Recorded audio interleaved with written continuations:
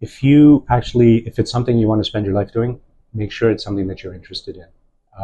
If you think you're going to do it just because you're going to make money, you're going to be rich, you're going to hate it.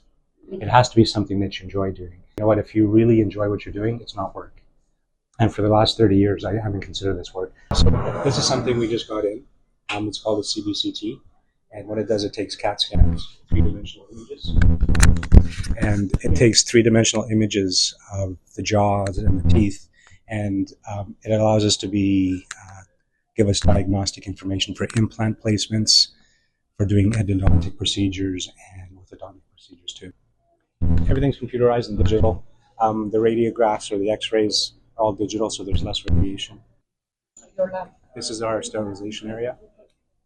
My name is Mario Espósito. I'm a 57-year-old dentist in Vancouver, British Columbia. I've been practicing dentistry for just over 30 years, and I was born and raised in Vancouver, BC.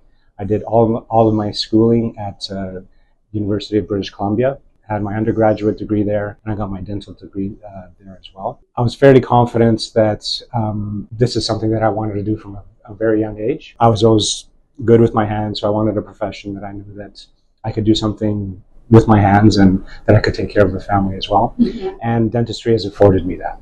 The education system works in Canada. Mm-hmm. We go through high school up until about the age of 18. And my studies were mainly in the sciences. Mm-hmm. So I took a lot of biology, chemistry, and physics courses in high school. Mm-hmm. That allowed me to go into an undergraduate degree at UBC, or University of British Columbia. And I did my undergraduate degree in biochemistry. Mm-hmm. So I really enjoy biochemistry. That's not the only route to go into medicine or any of the health professions. Mm-hmm. Some of my classmates were engineers. I had other classmates that worked through fine arts. Mm-hmm. So it's a very rounded faculty. You do have some prerequisites that you need to take. There's some science courses that you have to take, mm-hmm. like biology and chemistry. There's certain level courses that you have to take, mm-hmm. third and fourth year level courses. Mm-hmm. The degree, my undergraduate degree, was 4 years. So again, that was biochemistry, and then dental school was 4 years as well. Mm-hmm. So altogether, everything was 8 years. Okay. So that program itself, once I did my undergraduate, I had the prerequisites. I didn't necessarily have to stay in dentistry. Mm-hmm. I could have gone to medicine or any other health professions. Mm-hmm. There's just certain prerequisites you need to fulfill before they accept your application for medical school or dental school. As far as I know, the courses that have to be the same. Okay. So okay. I'm not sure if you take a 300 level, say, genetics course at college, mm-hmm. if it's going to be the same as a 300 levels course at university. Yeah. You'd have to find out. It's very it's very important to talk to a counselor, mm-hmm. Especially if you're going to UBC or any of the medical or dental mm-hmm. schools, and find out what you can transfer over. Okay. Because sometimes the courses, they're not enough. They're not the same. I was very fortunate when I went through dental school. A lot of it was subsidized by the government here. So my fees, what I had to pay yearly to become a dentist is much, much less than what they have to pay now. Mm-hmm. So I didn't have any student loans. I lived at home, which was very beneficial. So mm-hmm. I had a job just to pay for expenses, mm-hmm. but I could just focus on school. But the schooling itself wasn't that expensive. Now, I'm not sure if you know the amounts, but even just dental school, especially for international students, it's quite expensive. So coming out of dental school, I didn't have any debt. Nice. So that makes a big difference. Yeah. I was able to work with a classmate, and we purchased an office on Fraser Street in Vancouver. And that was the first office that I worked in. Oh. And that was a great experience because I worked, I think it was 3 to 4 days a week. Yeah. Low stress. We didn't have to worry about making production or anything else because, we didn't have any debt. Yeah. So we just did what we liked, and it was a great introduction to it. It was very, very easy. Mm-hmm. Once you start working for about a year or so, you find out the procedures that you enjoy doing. I really enjoy doing orthodontics. Yeah. So I started taking more and more courses with orthodontics, and over the course of the last 30 years, I've been mainly trying to do orthodontics for my patients, mm-hmm. but still keeping all the other procedures as well. Right now, it's a totally different landscape, though, just simply because of university fees. Yes. I'm not sure if you know the cost of 1 year of dental school at UBC, but I mean the profession itself.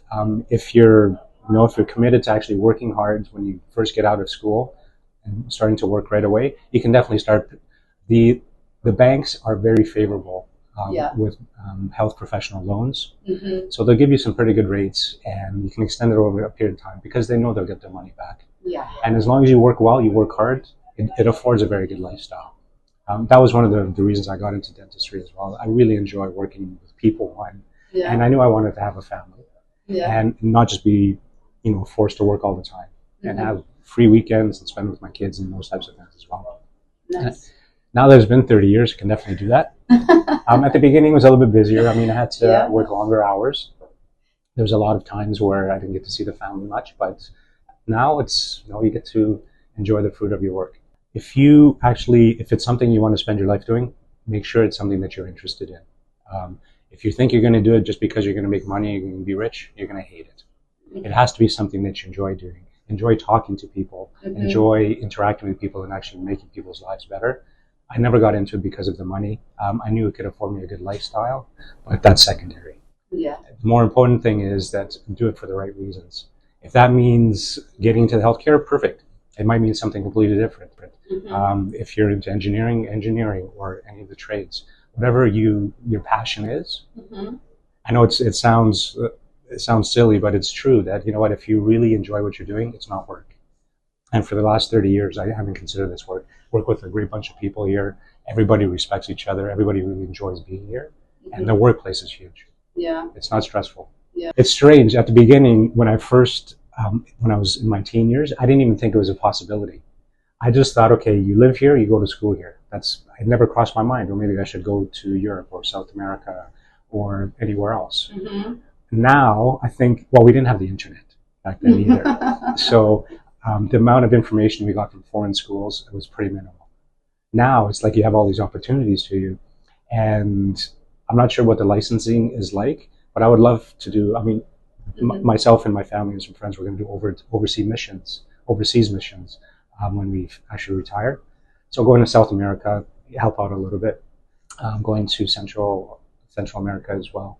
Maybe into Europe if there's any need, but just giving back a little bit as well. A lot of it comes with the profession and working with the people that you work with, and everyone here is wonderful, and that just makes your day that much better.